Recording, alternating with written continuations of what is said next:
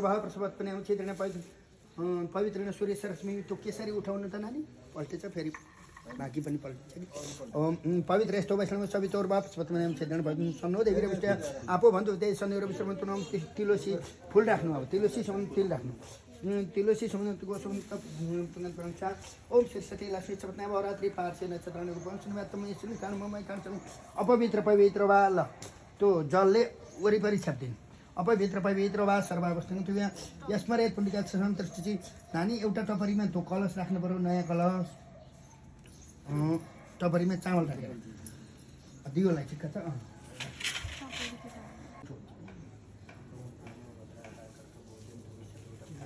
हजुरलाई हो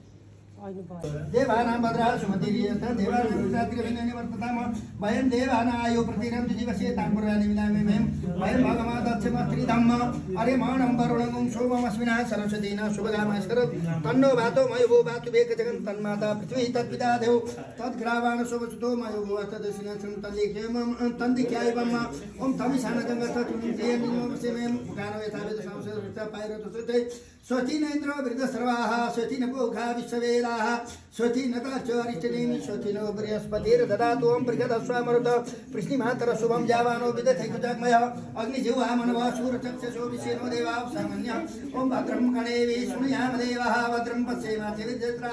हिरण्यङ्गै दोषभागं श्रोतं वीर्वेशेमे देवै तमिलायो ओं शतमिन्दु शरदो अन्ति देवा जत्रा नक्षत्रा जरसन्तनु नाम पुत्रासो अत्र पितरो भवन्ति मानो मध्यारि कथं युर्गन्तो अदिति देवरदिति माता सविता विषयदेव अदिति पंचजनादिति जातमदिति नंदम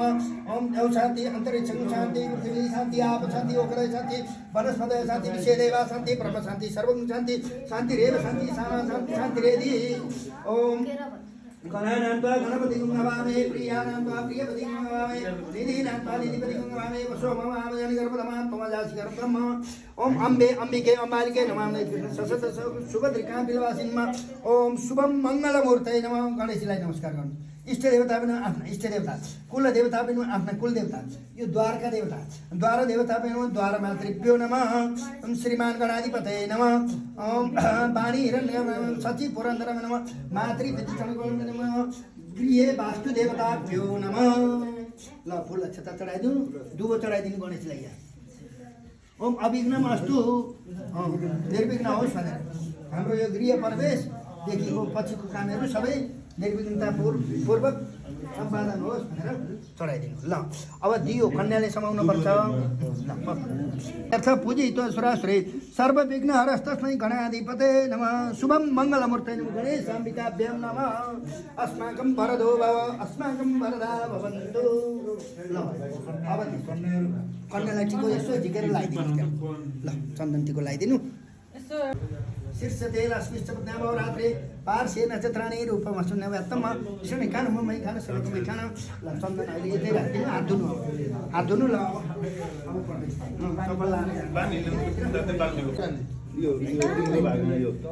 पनि बजाउनु बजाउनुहुन्छ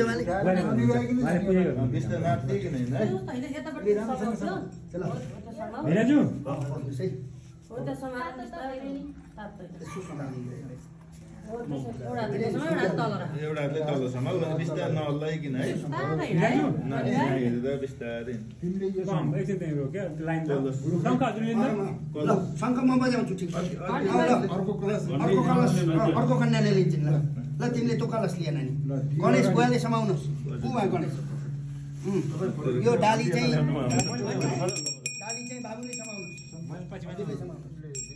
पहिलाको दियो पछि नानी आन्छन् अनि म जान्छु अनि नानी आन्छन् कर्मैसँग तिमी 50 कहाँ अब कोठा देखाइछौ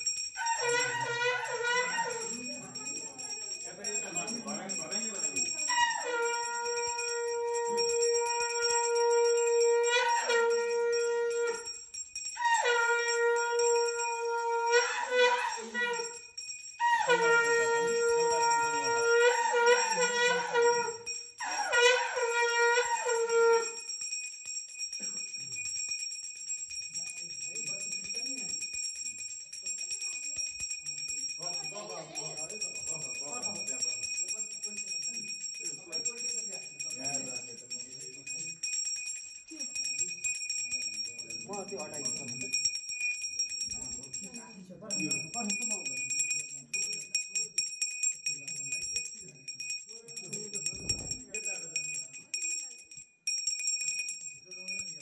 ढोका खोल्नु पर्यो नि त्यहाँ राखौँ अनि पूजा जानु पाइन्छ त्यहाँ सामान छ खोल्नु भयो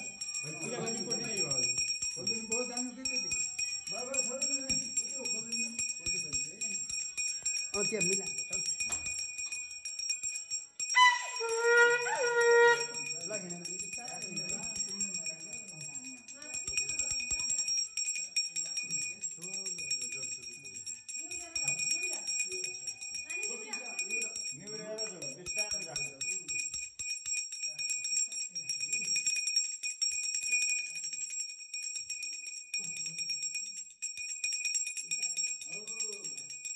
राख्दै निक्लदै गर्दा हुन्छ